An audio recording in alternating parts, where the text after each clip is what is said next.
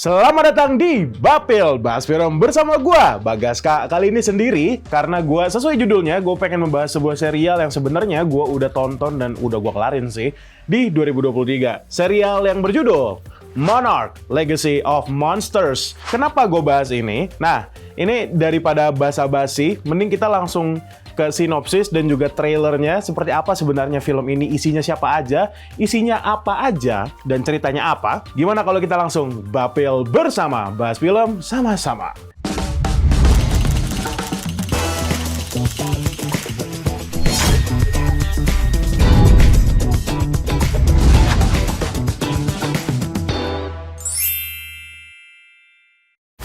The world is on fire.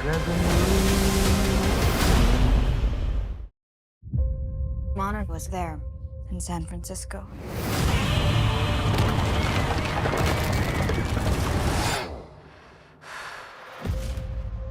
When the whole city was coming down, these guys were taking pictures, like they'd been waiting for it. You think that your father was working for them? This stuff was in a safe. Who are they? What's Monarch?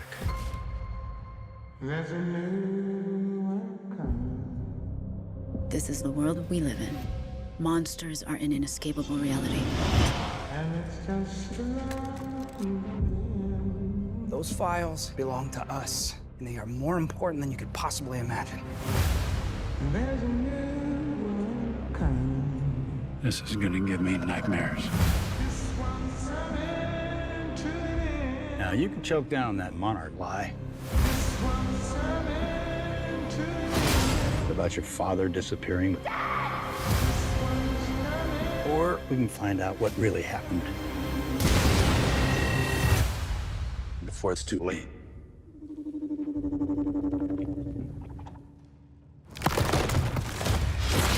Oh my God, go! This world, it's not ours. Believe me. It is so much more vast than we could possibly imagine.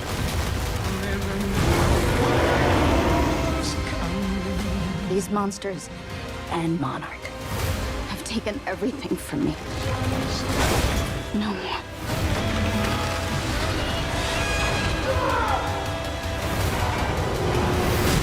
The world is on fire. If you want to save millions of lives, we can use some help.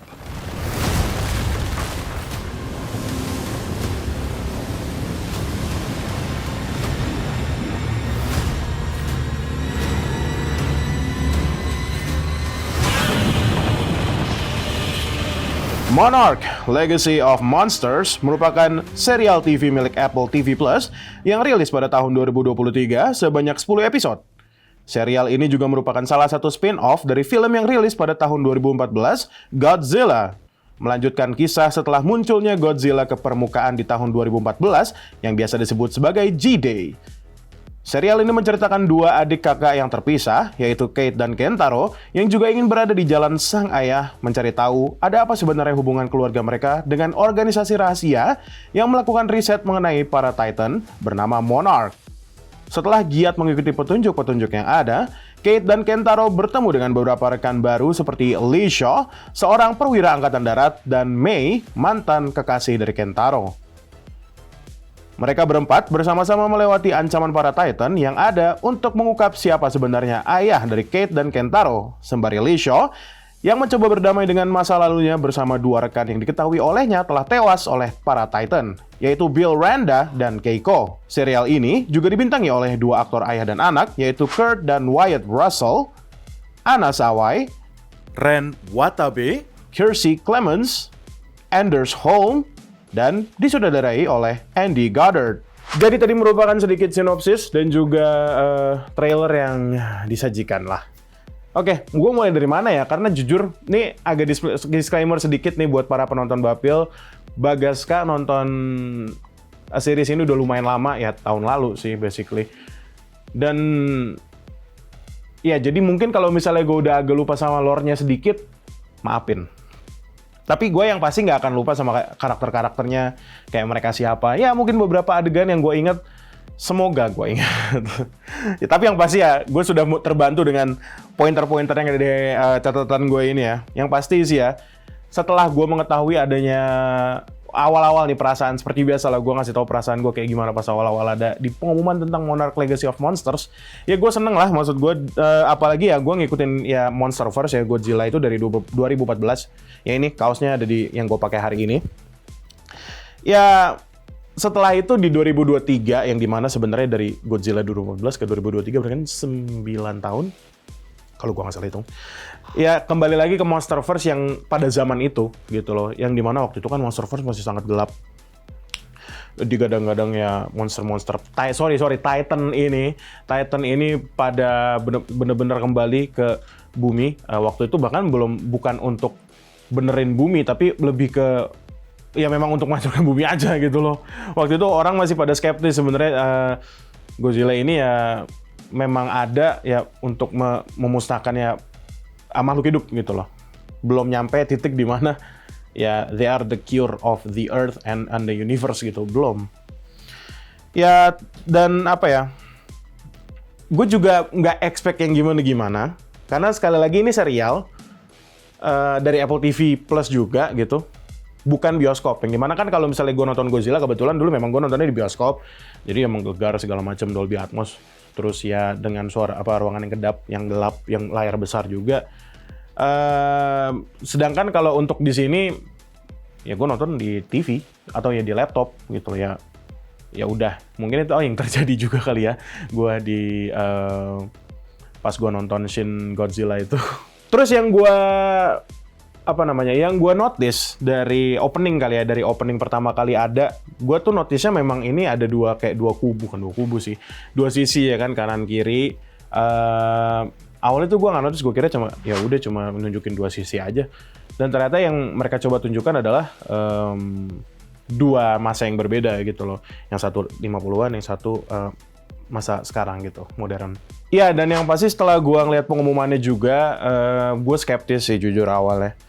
Karena serial kan, gue takut dikecewakan dengan terlalu banyak drama, terlalu banyak karakter manusia yang dimana ya itu yang terjadi di Godzilla 2014 juga sih. Terlalu banyak manusia, sorry. Ya walaupun memang itu treatmentnya gitu loh, kalau yang di Godzilla 2014. Tapi kalau yang di Monarch Legacy of Monsters memang sebenarnya mereka explore dunia dan juga karakter-karakternya sih, kayak si Lee Shaw ini yang dia ya ini spoiler ya, by the way ya, spoiler udah setahun lalu juga sih.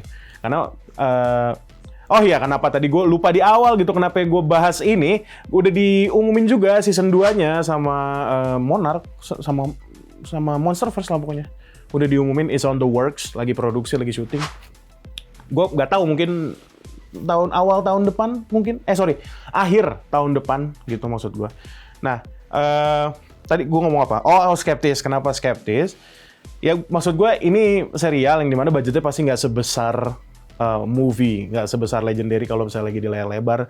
Ya film terakhir dia Godzilla Kong, apa judulnya itu, New Empire, ya pasti kan nggak segitunya gitu loh. Karena memang yang diincar sama Apple TV Plus adalah konektivitas antara karakter manusia A sama B, misalnya Lee Shaw sama Kate, Kentaro sama Mei, dan Lee Shaw sama Keiko dan juga Bill Randa kayak gimana. Nah, itu bakal gue bahas di segmen selanjutnya.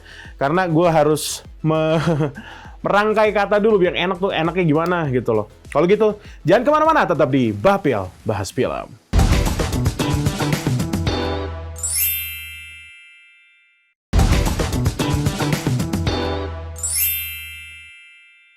Kembali lagi di Bapil, masih bersama gue Bagaska dan di Monarch Legacy of Monsters, barusan kepletek.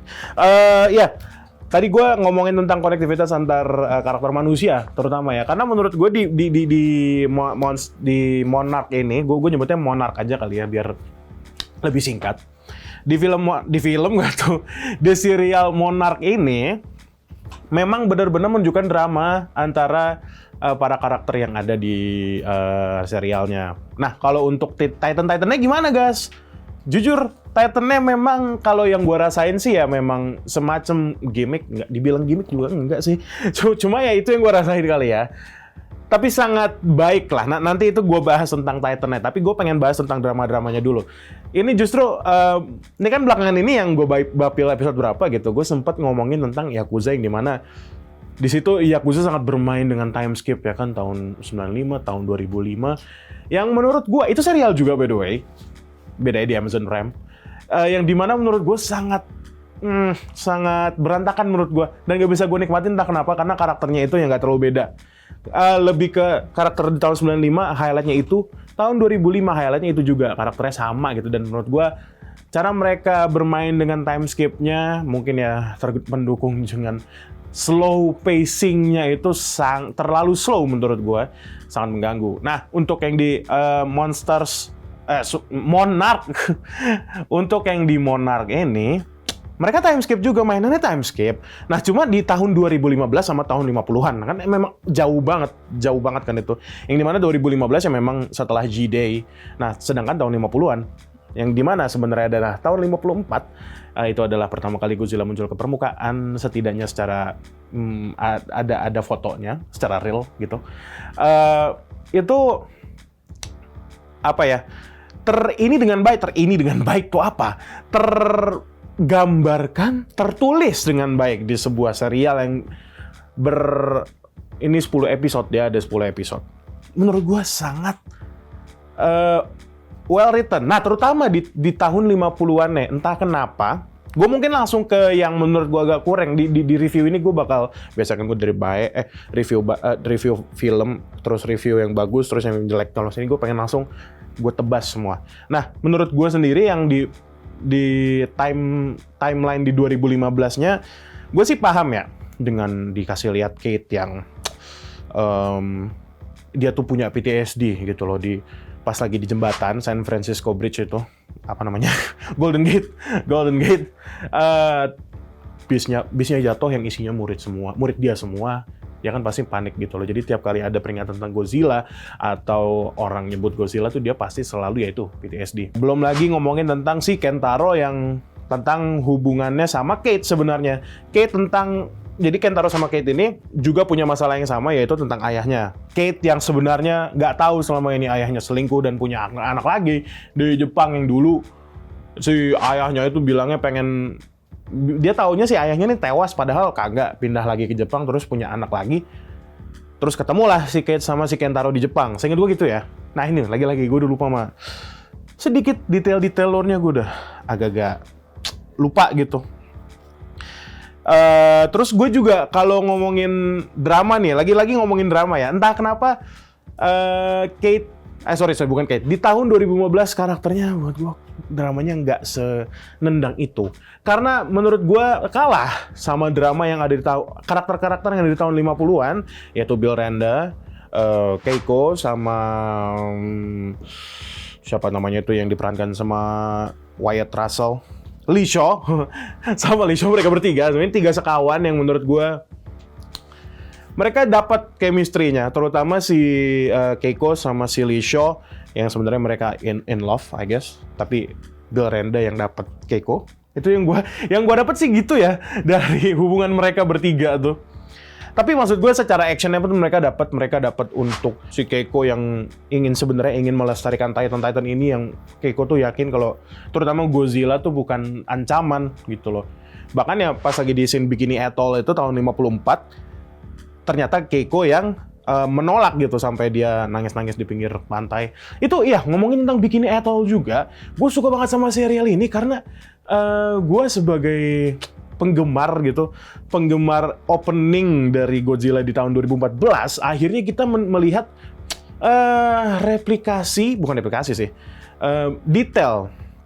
detail dari apa yang sebenarnya terjadi di Bikini Atoll waktu itu, yang Godzilla dicoba untuk paramiliter ini untuk dimusnahkan dari bumi ini, justru malah mendapatkan kekuatan lebih dari bom nuklir itu. Jadi menurut gue, apa yang gue lihat di intro di tahun 2014, kita lihat ada karakter-karakternya nih. Di situ ada Lee Shaw, ada Keiko, dan ada para tentara yang lain yang memang bersikeras untuk memusnahkan Godzilla. Dan akhirnya jadi kalau di 2014 tuh ada adegan yang Godzilla mau naik ke atas, tapi akhirnya udah meledak duluan dan yaitu title Godzilla gitu. Ada lah, nanti gue kasih lah ke kalian klipnya. Dan kalau di sini benar-benar dikasih lihat gitu, Godzilla ternyata udah naik duluan. Terus yang gue lihat juga Godzilla-nya di sini masih kurus, bener-bener masih kurus, bahkan yang nggak berisi 2014 lah gitu yang gue rasain. Godzilla-nya masih kurus. Jadi gue emang melihat gitu loh evolusi Godzilla dari tahun 54 sampai 2024 kemarin New Empire. Seberbeda itu gitu loh. Ya, itu yang gue rasain sih. Tiba-tiba nyampe Godzilla-nya, padahal tadi gue ngomongin emosional ya. Maaf, kagak ada bridging ya, karena memang ya itu lagi-lagi gue lupa banget sama keseluruhan lore, apalagi detail-detailnya gitu tentang si Lee Shaw sama Keiko itu seperti apa. Paling ya itu time skip. Nah, satu hal yang gue ganggu, bukan ganggu sih, yang gue kaget kali ya, ternyata pas di Lee Shaw lagi di Axis Museum, pokoknya lagi di Hollow Earth. Ternyata dia kejebak, terus di situ dia mau nggak mau nggak bisa keluar, dan dia harus nyari cara keluar sendiri, dan keluar dari Hollow Earth-nya. Axis Museum tuh Hollow Earth bukan ya? Nanti gue searching dulu, nanti gue cari dulu. Pas dia balik lagi ke real dimension, real world-nya, setelah dari misi yang gagal itu, dia masih sehat, masih muda lah, dan dia melihat evolusi teknologi udah seperti apa, bla bla bla bla bla. Itu yang jujur gue pun kaget sih pas gue nonton, dan ekspresinya si Wyatt Russell di situ juga mendukung gitu loh. Dia tiba-tiba kayak sesak napas, pingsan. Lu bayangin aja, dia kalau nggak salah dia pingsan udah, gue lupa berapa tahun persisnya dia pingsan tuh di rumah sakit. Oke, gue kayaknya gue harus stop di situ dulu. Karena ada yang mau lewat dulu. Kalau gitu, jangan kemana-mana, tetap di Bapel Bahas Film.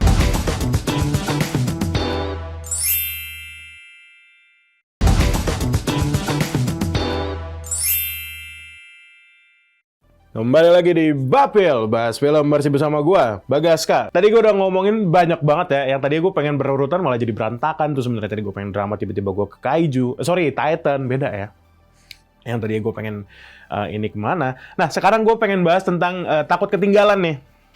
Satu hal yang pasti banyak orang notice yaitu ya CGI-nya, yang dimana ini serial ya, bukan movie, yang pasti ya. Lagi-lagi gue ingatkan, budgetnya pasti beda. Tapi, jujur aja, di CGI Monarch ini, gue masih bisa menerima. Gak ada yang mengganggu di mata gue. Dari episode ke episode, paling ya, maksud gue yang pasti sebenarnya porsian Titan-nya sudah pasti tidak sebanyak di film lah ya. Kadang di episode yang satu ini munculnya cuma di akhir atau cuma di awal doang. Terus pas di tengah sampai akhir nggak ada. Tapi mungkin ya mereka menyesuaikan kali ya. Mereka tahu apa yang mereka bisa lakukan ya. Kalau emang cuma segitu ya segitu gitu. Dan tapi menurut gua pun secara porsian Titan-nya pun masih aman banget sebenarnya. Gua nggak merasa kayak mana Titan-nya ini gitu. Mungkin karena itu lagi-lagi kali ya. Tiap kali nggak ada Titan mereka kan berarti rely on the drama. Yang dimana dramanya menurut gua sih well written.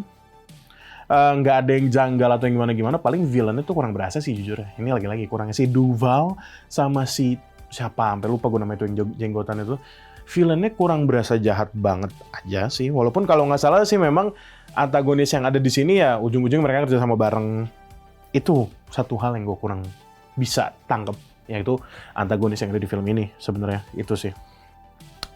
Terus tadi kan gue sempat ngomongin CGI juga. Jadi kalau misalnya sekalinya si Godzilla ini muncul di layar TV Anda, jadi berasa grande menurut gua sih, lagi-lagi ya. Karena saking jarangnya ada, nggak sejarang itu sih, mungkin gua nggak salah ngomong ya. Saking jarangnya ada Titan di serial ini, sekalinya ada Godzilla tuh yang apalagi yang ada beberapa momen yang menurut gua iconic sih, kayak dia ada di gurun pasir. Itu menurut gua justru sangat-sangat bukan ikonik. Wah gitu loh. Gua tuh mungkin kalau misalnya bisa gua bahasa guain tuh kayak wah ini gitu loh. Wah ini yang gue tunggu-tunggu nih gitu loh. Itu yang gue rasain sih. Dan ada beberapa Titan baru juga sih yang gue lihat ya. Nama-namanya ada di sini semua. Ada yang namanya Iron Dragon, ada Mantle Claw sama Frostspark. Ini yang di Frostfork itu yang di salju. Nah, ini dari semua Titan yang baru sih ya.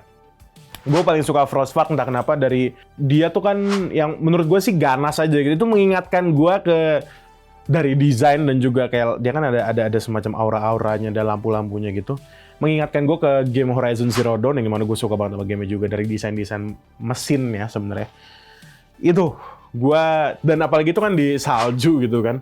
Jadi kayak mencekam. Karena kalau misalnya ya yang di adegan yang di salju itu, yang di kutub I guess, tantangannya tuh bukan di Frostfork doang, tapi ya di bagaimana cara lu bisa survive dari kedinginan itu.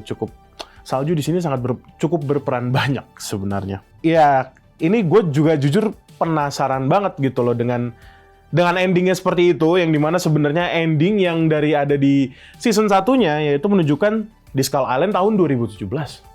Kalau nggak salah sih, 2017. Karena si Kate dan kawan-kawan sempat kejebak di Axis Mundi. Apa sih namanya? Axis Mundi atau apa sih? Ya pokoknya di Hollow Earth itulah. Gue takut salah mulu deh. Yang ada di Hollow Earth itu kan mereka kejebak tuh Lee Shaw, bahkan yang gua rasa dia nggak tewas di situ. Itulah mungkin nasib dia bakal kayak Keiko. Jadi kayak gantian gitu, Keiko balik ke dimensi asli, ke Earth ya. Terus si Lee Shaw ke Hollow Earth. Terus kan ketinggalan tuh Lee Shaw. Nah, mereka balik ke Skull Island 2017 gimana udah advance gitu loh. Teknologinya udah advance. Kebetulan banget nih gue sebenarnya pun gue udah kebaca sih. Oh, ini ada ini karena abis ini ada ini gitu loh. Jadi di akhir film banget tuh menunjukkan si Kong. Ada Kongnya di situ akhir film. Walaupun cuma kayak ya udah, dan gue yakin banget di situ Legendary main aman karena gelap. Orang-orang bilang kalau CGI di tempat gelap tuh aman banget karena lebih murah, lebih mudah. Ya, sebenarnya pun juga ini sebuah fun fact ya, bahwa di adegan terakhir dari series Monarch Legacy of Monsters itu mirip sama video atau trailer atau teaser yang ada di first look-nya sebenarnya sih, yang ada di San Diego Comic Con 2014. Di situ nunjukin Kong yang ada di Skull Island, di mana emang tuh segelap itu. Jadi mungkin mereka iseng kali ya, kita coba replikasiin lah gitu. Walaupun jujur memang kalau misalnya gue lihat sih secara tone warna di Monarch Legacy of Monsters ini memang lebih gelap gitu dibanding Kong Skull Island yang rilis 2017 yang ada si Brie Larson, ada si Tom Hiddleston itu. Secara bentuk Kongnya juga gue rasa beda. Apakah mereka Kong yang sama? Gue rasa sih sama ya. Karena udah 2017 juga, sama-sama 2017. Nah makanya setelah ada pengumuman season 2 yang dimana sebenarnya masih in works, masih syuting mereka. Penulisan apa syuting ya? Nah nanti gue cari deh. Sebenarnya udah mulai syuting atau masih dalam tahap penulisan. Ya itu gue penasaran mereka mau melanjutin apa. Ya masih banyak lah kemungkinan, apalagi jatuhnya ini sebenarnya mereka main aman. Bukan spin-off yang setelah filmnya, tapi ini jauh loh. Mereka tuh kan rilis 2023 gitu loh. Sedangkan setting yang mereka pakai adalah, ya udah jangan ngomongin 50-an lah, itu jelas lah. Yang mereka pakai adalah 2014 yang dimana 2015 yang dimana itu adalah setahun setelah ke G-Day gitu. Bahkan orang-orang yang ditunjukkan gitu loh akhirnya secara masyarakat yang ada di sana, lingkungan yang ada di sana kebiasaannya jadi berubah karena benar-benar ada kayak semacam sign di bawah apa namanya itu jalanan, ada sign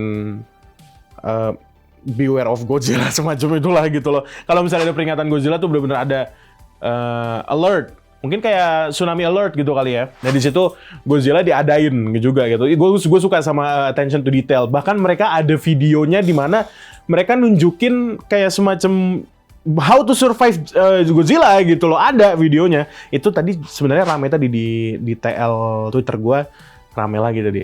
Oke, gue penasaran. Dan Titan sih sebenarnya. Gue nggak berharap banyak sama Titan. Kaiju yang dari Toho lah. Gue nggak berharap banyak, tapi ya nggak apa-apa, bikin aja yang original, yang penting menarik, yang aneh lah. I'm waiting for your Titans Legendary. Gue butuh Titans yang aneh. Oke, gue rasa itu aja yang bisa gue review dari Monarch Legacy of Monsters yang season 2-nya masih in works. Gue sangat excited, gue sebagai monster head, bukan monster head sih ya, fans Godzilla dari dulu gitu, sangat menunggu. Kalau gitu, Jangan lupa nonton Bapil yang lain juga. Ada gue bahas Godzilla juga ada gue bahas yang mirip-mirip kayak gini, Tokusatsu juga ada sih. Oke, kita ketemu lagi di Bapil, bahas film selanjutnya.